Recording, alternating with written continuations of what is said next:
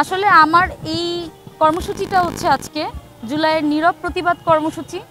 আমি এই ইন্টিরিমকে প্রশ্ন করতে চাই এবং জানান দিতে চাই যে আপনারা দেখতে পাচ্ছেন অনেকগুলো লাশ এখানে পড়ে আছে। আমার শহীদ ভাইদের লাশের উপর দাঁড়িয়ে তারা আজকে সরকারে বসেছে, লাশের উপর দাঁড়িয়ে যে তারা বসেছে, আমি কোনো ধরনের বিচার তাদের দেখতে পাচ্ছি না। আমি তাদের এখন পর্যন্ত কোনো ধরনের বিচার তো দেখতেই পাচ্ছি না, কোনো ধরনের দৃশ্যমান সংস্কারও দেখতে পাচ্ছি না, এবং এই ইন্টিরিম ঘোষণাপত্র দেওয়াতেও তালবাহানা করছে। আমি চাই আমার শহীদ ভাইয়েরা বীরের মর্যাদা পাক, আমার শহীদ ভাইয়েরা এবং জুলাই অভ্যুত্থানে যারা অংশগ্রহণ করেছিল তারা যেন কোনো মতেই দেশদ্রোহীর এই ট্যাগলাইনটা না পাক।